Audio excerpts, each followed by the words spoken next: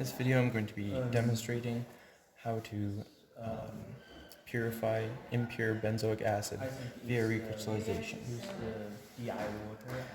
To begin, you'll want to get between 2.8 and 3 grams of pure benzoic acid into a beaker, weighed using a scale. Note the weight used. You also want to preheat your solvent, which in this case will be water. You add about 100 milliliters to a beaker and put it on a hot plate.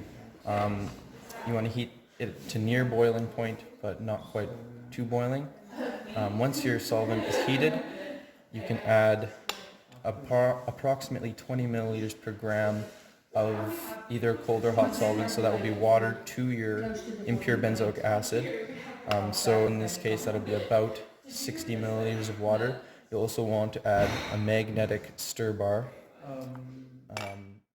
Using a pasture pipette, you'll add small amounts of near boiling solvent from your beaker into your smaller beaker. The volumes added do not have to be measured directly, but simply note the before and after volumes on the side of your beaker.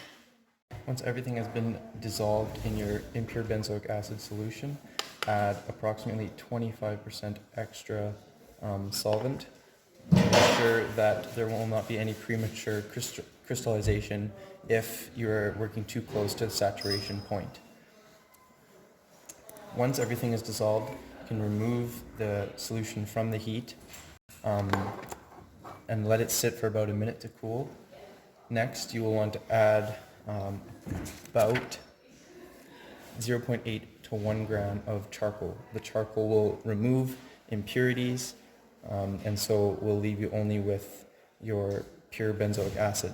You have to let your solution cool before adding the charcoal to avoid an eruption that could happen if the solution is too hot.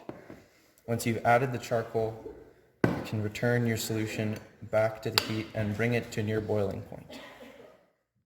Once your solution is heated up again, you're going to want to filter out all the impurities that have been soaked up by the charcoal using gravity filtration. You will use fluted filter paper and a powder funnel. A powder funnel and fluted filter paper are used because the short stem ensures that the liquid travels directly from the filter paper into the beaker without traveling down the stem to avoid recrystallization. And the fluted filter paper also reduces contact with the sides of the funnel, which also reduces premature crystallization.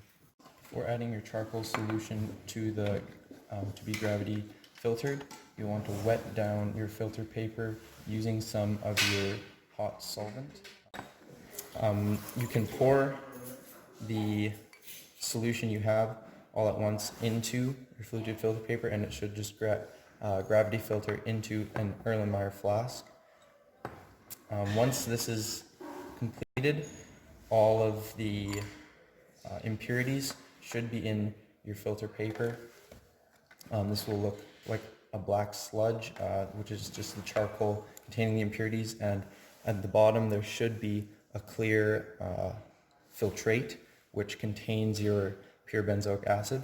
Once you have filtered this out, you can return this to the heat. Try to keep everything close to the boiling point during the whole process to avoid premature crystallization. Once you have your pure benzoic acid solution, you can discard the filter paper containing impurities in the garbage, and you can remove your Erlenmeyer flask from the heat, and at this point the recrystallization of the benzoic acid will begin.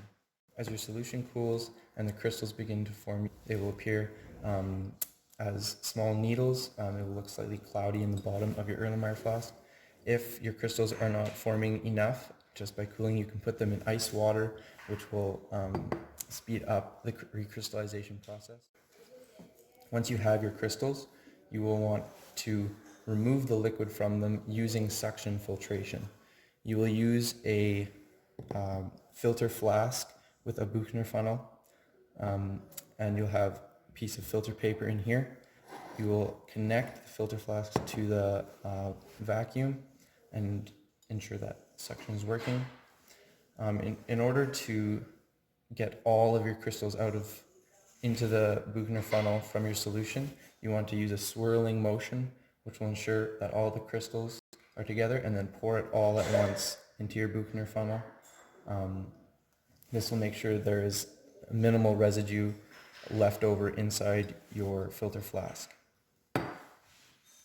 Once you have your crystals in your Buchner funnel, you will want to rinse them with some ice cold solvent.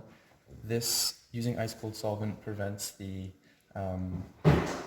crystals from dissolving again, but also allows them to be cleaned and removes the mother liquid, which ensures that there will be no impurities left in the crystals. Once you have your crystals in your Buchner funnel, you can move them somewhere to dry overnight. Once they are dry, you can remove them and ensure that they are free-flowing and put them in a containing unit.